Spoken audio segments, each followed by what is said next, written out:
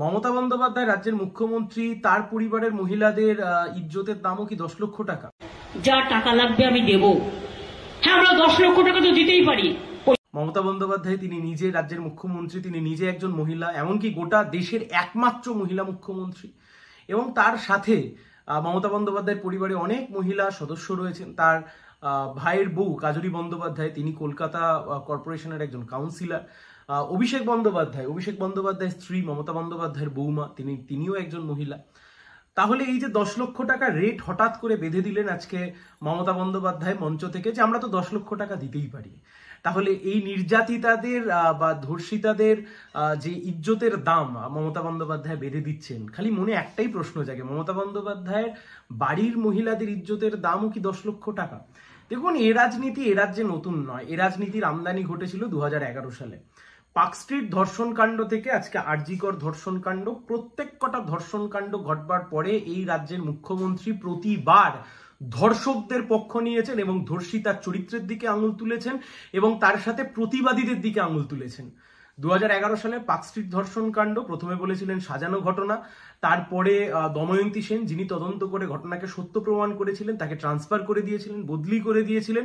এবং তারই সাথে এখনো আমাদের খুব স্পষ্টভাবে মনে রয়েছে যে সেই সময়তে তৃণমূল কংগ্রেসের সাংসদ কাকলি ঘোষ দস্তিদার, তিনি বলেছিলেন যে যিনি ধর্ষিতা হয়েছেন আর যারা ধর্ষক, এদের দুজনের মধ্যে নাকি রেট নিয়ে, অর্থাৎ দেহ ব্যবসার রেট নিয়ে নাকি বনিবনা হচ্ছিল না। শুধু তাই নয়, কাদের খান অর্থাৎ পার্কস্ট্রিট ধর্ষণ কাণ্ডে যিনি অভিযুক্ত ছিলেন, তাকে দিনের পর দিন শেল্টার দিয়েছিলেন, মিডিয়াতে প্রকাশিত হয়েছিল নুসরাত জাহান। সেই নুসরাত জাহানকে মমতা বন্দ্যোপাধ্যায় পরবর্তী সময়তে বসিরহাট থেকে সাংসদ বানিয়েছিলেন। পরবর্তী সময়তে একের পর এক ঘটনা, কামদুনি ধর্ষণ কাণ্ডের সময়ও টুম্পা কয়াল, মৌসুমী কয়াল যখন প্রতিবাদী চরিত্র হিসেবে সামনে দাঁড়িয়েছিলেন, তাদেরকে মাওবাদী বলেছিলেন। গেদে, গাইঘাটা, মধ্যম গ্রামের ঘটনা, একের পর এক ঘটনা। এমনকি কিছুদিন আগে হাঁসখালি, নদিয়ার হাঁসখালির বুকে যে ঘটনা ঘটেছিল, যে একজন 18 বছরের কম বয়সী একটি শিশুকে যখন ধর্ষণ করে খুন করে ফেলে তাকে জ্বালিয়ে দেওয়া হয়, পরবর্তীকালে খবর যখন সামনে আসে, তখন রাজ্যের মুখ্যমন্ত্রী এবং রাজ্যের সিপ এবং কলকাতা এবং সম্ভবত পুলিশ কমিশনার, তারা একসুরে বলেছিলেন, মেয়েটির চরিত্রের দিকে আঙুল তুলেছিলেন এবং ছেলেটির সাথে মেয়েটির যে সম্পর্ক, সেই সম্পর্ককে এস্টাবলিশ করবার চেষ্টা করেছিলেন। এক্ষেত্রে আরজি করের ঘটনার ক্ষেত্রেও কিন্তু কিচ্ছু অন্যথায় নয়। আপনি যদি গোটাটা দেখেন, গোটাটা দেখবার পরেও বুঝবেন যে এটা যদি শুধুমাত্র ধর্ষণের ঘটনা বা খুনের ঘটনা হতো, তাহলে কিসের জন্য, কেন, কোন কারণে রাজ্যের পুলিশ একটা খুনের ঘটনাকে আত্মহত্যার ঘটনা বলে চালানোর চেষ্টা করলো বা আত্মহত্যার ঘটনার মামলা পর্যন্ত রুজু করে দিল? 10 লক্ষ টাকা অফার করা হলো 10 লক্ষ টাকা নির্যাতিতার পরিবারকে দেওয়ার জন্য। শুধু তাই নয়, এর আগেও আমাদের মনে আছে যে রাজ্যের সরকার আমাদের রাজ্যের ধর্ষিতাদের জন্য রেট বেঁধে দিয়েছিল, যে তার বয়স যদি কম হয় তাহলে সে এক রকমের টাকা পাবে, আর তার বয়স যদি বেশি হয় তাহলে সে আরেক রকমের টাকা পাবে।